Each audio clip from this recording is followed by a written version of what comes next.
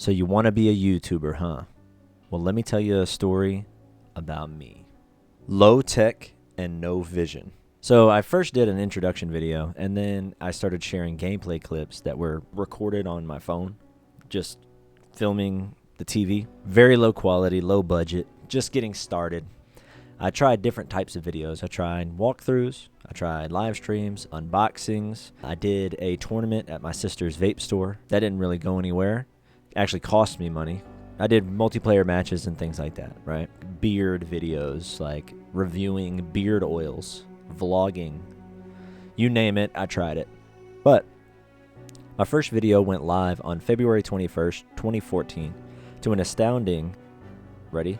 108 views 10 years later. So looking at the video right now, it shows 109, I think. And over the course of that 10 years, I did try a bunch of different things to try and improve my videos. The path that you could potentially go down is, one, improving the subject matter. The other could be that of the perfectionist. You see, the perfectionist would worry about all of the things that go into making the video, not necessarily what you're shooting. So I would focus on things like camera quality, including a face cam in my videos, new microphones, game capture device like an Elgato HD 60.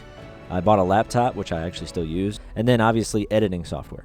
Not knowing how to use it, now comes the time investment of spending hours and hours and hours watching YouTube videos on how to edit videos. I couldn't stand editing. Like, I really didn't like it. It was like my number one thing that would stop me from making videos. All sorts of other things would come up too. The video would corrupt, or the audio would corrupt, where the audio would be too low. Like, you'd be talking and then it sounds like you're talking like this. So you're like, all right, well, let me increase the volume on my microphone. And then it's like too loud, cutting and clipping, and now you're sounding like really washed out. Like, everything behind the audio you can't really hear because your voice is too loud. You record it, you edit it, you check your microphone, you're like, all right, I'm gonna just, deal with it. At the end of it, you don't like the video. You watch the video. Even me, I'm clicking away. It's annoying to watch. It's not very good. I would be defeated in my motivation to carry on making YouTube videos. With all these things going wrong, felt like I was spiraling out of control. I would start and I would stop. I would go months without making videos. And then you get kind of like a little itch to want to make videos again. And then you think about last time when your microphone wasn't so good. So now let me get a new microphone. Let me invest in the equipment. That'll make my videos better. That'll help me. Hard lessons. When making content, you are putting parts of your personality and life out on the internet for other people to see. You develop a persona that you must tap into whenever you record videos. If this persona is too far out of line with how you naturally are, the thought of turning on the camera can be a challenge that is hard to surmount. So I would see these high energy videos like Jacksepticeye or PewDiePie. Oh, if I want to grow, especially in gaming content, this is the kind of stuff that you have to do. You can't be yourself. You have to be this high energy person. I would fail because I was trying to mimic them instead of being myself. The only way that you can consistently feel in the mood to record is by being yourself on camera. You have to learn these things about yourself and be honest about what you learn. I thought improving the quality would be my ticket, only to find out that substance of my video was not what the audience wanted to see. I wasn't that high energy person, so it felt disingenuous. I was burnt out and second-guessed what I thought I should be talking about.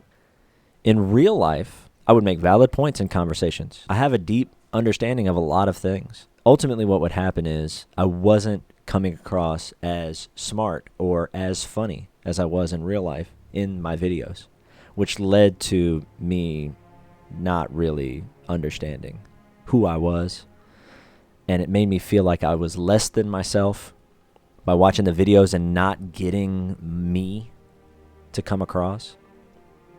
I started thinking that what I was seeing in my videos was what other people were seeing in real life. And it started to affect, I would say, my relationships with people that I cared about, like my friends and family. My videos were bad, made me feel bad, made me feel like I was bad. And I never thought that I would overcome that. This led to the rise of TikTok.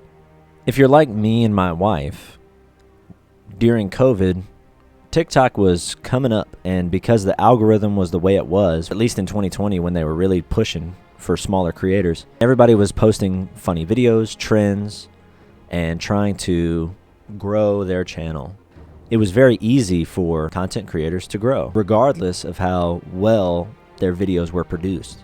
The quality didn't matter. So it was my wife that ultimately helped me with this dilemma of not feeling like myself and not wanting to make content. She was pushing me to make a video of, it was that trend where it's like, that one.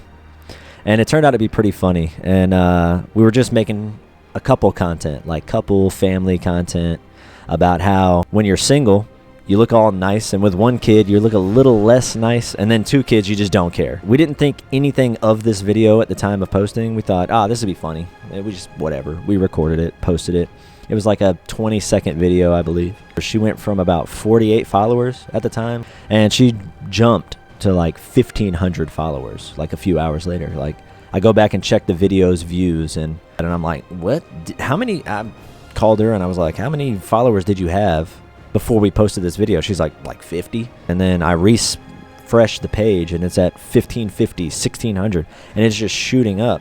And then when we look at the amount of views that video had over 10,000 views. And we immediately started thinking about our next video. We started researching trends, and she started coming up with the idea that, okay, let's just focus on doing couples content and trying to put a spin on it to be funny. I realized that she had a pretty good eye for the things that the audience would be interested in. She was like the other piece to my puzzle. I knew how to edit the videos and get good camera angles and shoot. She knew what to shoot. And with that, we did pretty well on TikTok. That first video went viral, continued to grow. That video still sits at the top of that sound on TikTok, and it has over 89,000 likes and 1.8 million views. I'm going to use this motivation and start making my own videos again. To no success. If she wasn't coming up with the ideas for the gaming content, it was falling apart. I still wasn't able to capture me and get me across. Here I am spiraling again. But if you're wanting to be somebody that puts out content and be an influencer, content creator, you got to be true to yourself. When it comes to content, you can't just want to make content. Just because you know how to shoot a video doesn't mean what you're shooting is going to be interesting. I realize the people that make the best content are doing something they love, or it's something they are very knowledgeable with. I went from trying to do things the easy way of I'll just turn on the camera and start talking. I'm so great as a person, and people are just going to want to hear me. Content is about providing value and giving the audience something they can listen to. The reason the TikTok worked, because it was a hard time for a lot of people, and we were just making videos that we thought would be funny.